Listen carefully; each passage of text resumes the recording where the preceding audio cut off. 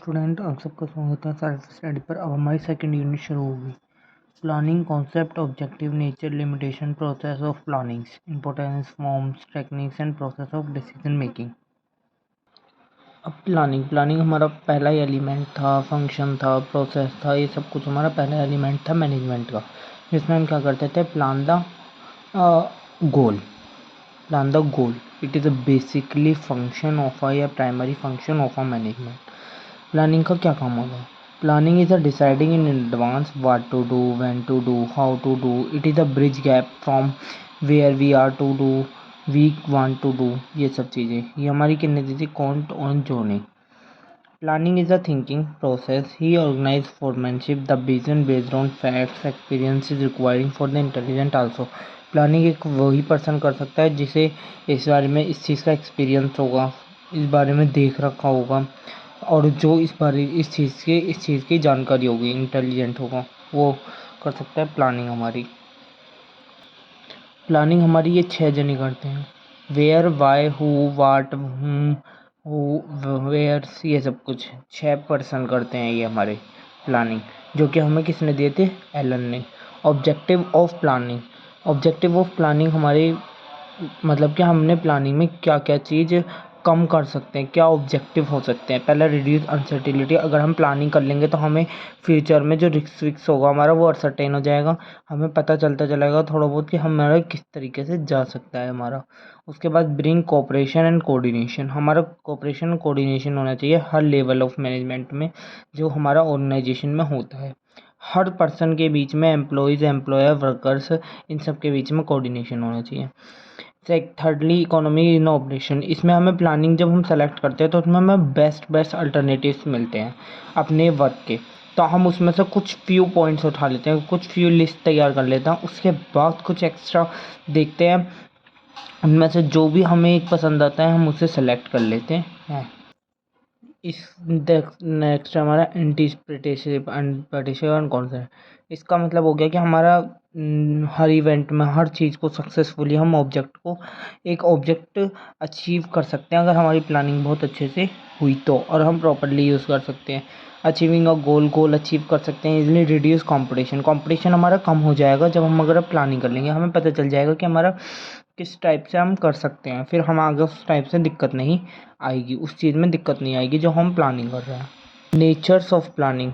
पहला ये primary function होता है, देन होता है हमारा परवेसिव फंक्शन, जिसमें हमारे all level of all department of organization are followed.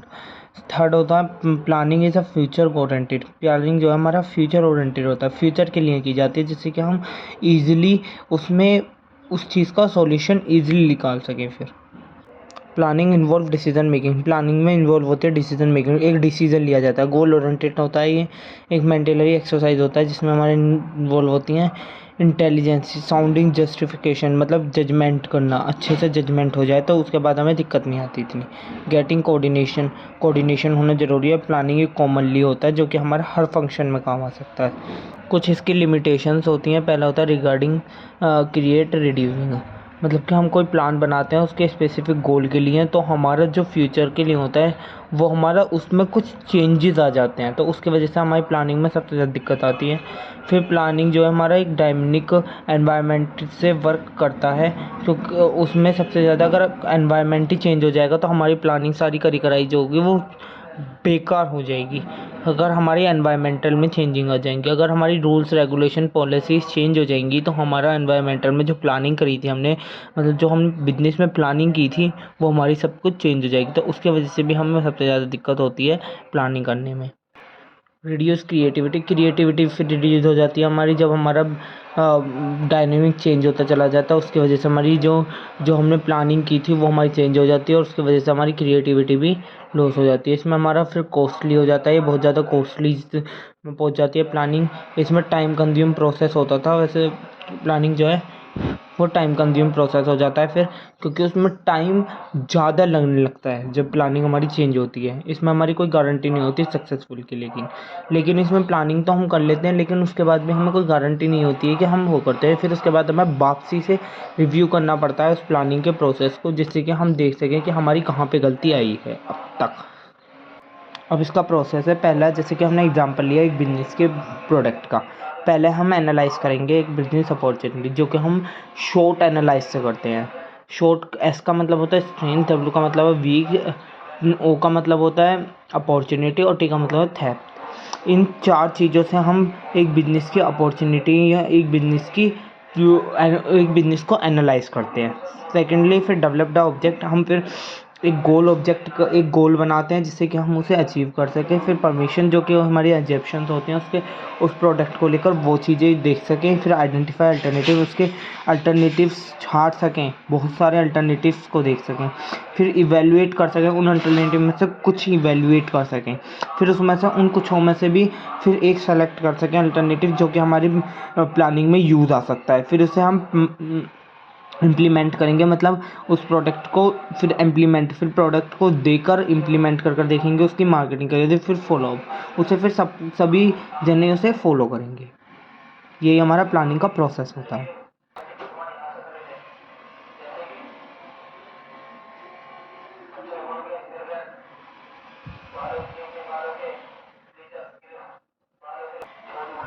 इसकी कुछ इंपॉर्टेंस होती हैं। प्लानिंग जो है वो प्रोवाइड कराता है हमें डायरेक्शन। यस, प्लानिंग हमें सबसे बड़ा प्लानिंग का जो होता है वो हमें डायरेक्शन, रास्ते बता देता है पहले ही। इससे हमारी जो रिस्क होता है वो भी हमें रिड्यूस हो जाता है, कम हो जाता है। रिस्क तो रहता है लेकिन प्लानिंग करने से हमारा जो रिस्क है वो थोड़ा कम हो जाता है।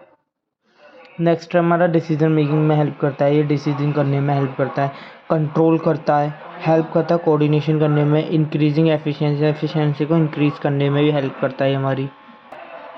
अब इसके कुछ फॉर्म्स या टाइप्स होते हैं। पहले दो टाइप्स का होता है, ये ऑब्जेक्टिव और यूजेस। ऑब्जेक्टिव भी हमारे तीन टाइप के होते हैं, स्ट्रेटेजीज प्लान, ऑपरेशनल प्लान और टेक्निकल प्लान। स्ट्रेटेजिक प्लान मतलब अपनी स्ट्रेटेजी क्या है हमारी, ऑपरेशन मतलब लो लेवल से किस तरीके से प्लानिंग कर सकते हैं हम, किस तरीके से करते हैं, टेक्निक से भी ये। यूजेस हमारे दो तरीके का, सिंगल जो कि हम एक बार यूज़ कर सकते हैं और स्टैंडर्ड जो रिपीटली बार बार यूज़ कर सकते हैं। सिंगल में हमारे कुछ पार्ट आते हैं जैसे बजट, प्रोग्रामिंग, प्रोजेक्ट, ये सब कुछ हमारे सिंगल यूजेस में आ सकते हैं, एक बार यूज़ कर सकते हैं बस इसे हम। रिपीटली को क्या होता है हमारा रूल्स, पॉलिसीज, मेथड, प्रोसीजर्स, ये सब कुछ रूल्स रेगुलेशंस को हम चेंज कर हम दोबारा रिपीटली यूज़ कर सकते हैं। पॉलिसीज़ को कर सकते हैं, कोई मेथड चेंज हो रहा है उसे भी चेंज करके हम दोबारा कर सकते हैं, प्रोसीजर्स को चेंज कर सकते हैं। अब हमारी कुछ टेक्निक्स होती हैं और प्रोसेस होता है, और व्हाट इज डिसीजन मेकिंग, ये एक हमारा लास्ट टॉपिक होता है इस यूनिट का। What is decision making, decision making का मतलब लैटिन वर्ड होता है डिसीज, जिसका मतलब है cut way and cut off, यानी decision making is a selection of many alternative from one to more alternatives. हम डिसीजन मेकिंग में जब सिलेक्शन करते हैं तो हमारे मैनी अल्टरनेटिव्स निकल कर आते हैं, एक दो या दो से ज़्यादा अल्टरनेटिव्स आते हैं, जो हमें किसने दी थी, जीरो जेरी ने दी थी ये वाली डेफिनेशन हमें। इसके बाद प्रोसेस होता है हमारा, वही प्रोसेस होता है डायग्नोसिस द प्रॉब्लम, पहले प्रॉब्लम के बारे में हम जानेंगे उसका क्या है, फिर एनालाइज द प्रॉब्लम को एनालाइज करेंगे, फिर डेवलप अल्टरनेटिव सॉल्यूशंस, फिर उसके अल्टरनेटिव सॉल्यूशंस को देखेंगे कि क्या हमारे सॉल्यूशंस हो सकते हैं इसके, फिर हम इसके बारे में रिसर्चिंग करेंगे, फिर उसमें से हम इवेलुएट करेंगे अल्टरनेटिव्स में से अपने से कुछ पार्ट निकालेंगे जो कि हमें अच्छे लगते होंगे कि हाँ उसमें हम यूज़ कर सकते हैं, फिर उसमें से हम एक बेस्ट सेलेक्ट करेंगे, फिर उसे एम्प्लॉयड करेंगे, मतलब अपनी बिजनेस ऑर्गेनाइजेशन में फॉलो कराएंगे, फिर उसे फॉलोअप करेंगे, उसके बाद सारी जगहों पर उसे फॉलोअप कराएंगे। यही हमारा क्या कहलाता है, process of a decision making. Decision making का भी वही प्रोसेस होता है जो ये प्लानिंग का प्रोसेस होता है। जिनने प्लानिंग का प्रोसेस समझ लिया वो प्रोसेस ऑफ डिसीजन मेकिंग की बस हेडिंग पढ़ सकता है, वो ही सेम होता है जो कि प्लानिंग में होता है हमारा। अब इसकी कुछ टेक्निक्स होती हैं जो कि हम यूज़ करते हैं डिसीजन मेकिंग करने में। पहला लीनियरिंग प्रोग्रामिंग, मतलब ये हमारा एक तरीके से जो हम लीनियरिंग मतलब कि जो हम क्वेश्चंस करते थे इसमें हम प्रॉपर यूज़ करते हैं एलिगेशंस की प्रॉब्लम्स जो होती हैं, जो कि हम याद हो तो नॉन लीनियर मैथमेटिक्स में काम करते थे, वही सब कुछ हम इसमें यूज़ करते हैं। ऑप्टिमम, जैसे कि हम कॉस्ट को वेन्यू कोड्स को एफिशिएंटली मतलब कम यूज़ कर सकें, कस्टमर्स को डिफरेंट लोकेशन पे अपने प्रोडक्ट को दे सकें, भेज सकें, जिससे कि हम टास्क अचीव कर सकें। ये हमारी मैथमेटिकल टेक्निक होती है एक लीनियर प्रोग्रामिंग। हमारी होती है कॉस्ट एफिशिएंसी रिस्क एनालिसिस। इसमें हम एनालाइज कर सकते हैं रिस्क को फिर एनालाइज कर सकें, जिससे कि हमारी कॉस्ट भी एफिशिएंटली इफेक्टिवनेस हो जाए, हम टाइम पर ही अपना वर्क कंप्लीट कर सकें और कम से कम कॉस्ट में अपना एक अच्छा सा प्रोडक्ट तैयार कर सकें। ब्रेक इवन पॉइंट का मतलब होता है कि हम दोनों चीज़ इक्वल हो, सप्लाई भी और सेल डिमांड भी हमारी दोनों चीज़ क्या हो जाए, इक्वली, हमारे इनकम और रिवेन्यू जो है वो दोनों चीज़ें हमारी इक्वली हो जाए, टोटल कॉस्ट हमारी इक्वल हो जाए रिवेन्यू के बराबर। तो यही हमारा क्या कहता है ब्रेक एनालिसिस का यही होता है कि हमारी दोनों चीज़ें इक्वली हो जाना, डिमांड एंड सप्लाई हो, या हमारा क्या नाम है रिवेन्यू हो, टोटल कॉस्ट हो, ये सब चीज़ हमारी इक्वल हो जाए, रिवेन्यू इस टाइप से सब इक्वली हो जाए।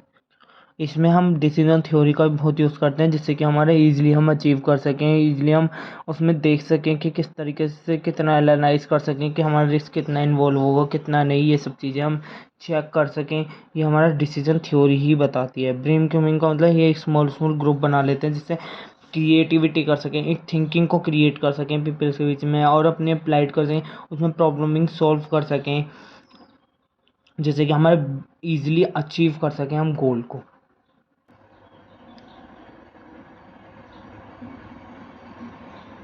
अब कुछ और टेक्निक्स भी होती हैं ये वाली हमारी, इन्हें भी देख लेना। इसमें से भी कौन सी तुम्हें ये जाए या कर सको, लीनियर इक्वेशंस, जैसे कि लीनियर प्रोग्रामिंग, कॉस्ट एनालिसिस, जो इसमें तुम्हें डिफरेंस लगती हो और तुम्हें लगता हो कि इसमें से मैं लिख सकता हूँ, तो वो वाली इसमें से यूज़ कर कर लिख सकते हैं टेक्निक्स। ये कुछ और टेक्निक्स हैं डिसीजन मेकिंग की। इसमें से कुछ अलग भी हैं जो कि इसमें नहीं लिख रही, वो मैंने इसमें प्रोवाइड करा दिया आपको।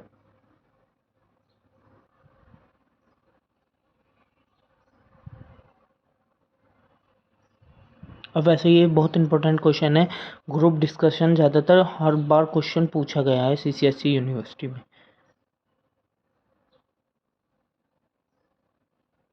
Thank you so much. यहीं पर आपका ये कंप्लीट हुई यूनिट सेकंड, और देन आपको please like share and subscribe the channel, जिससे कि मैं इजीली आपको प्रोवाइड करा सकूँ अब यूट्यूब चैनल्स।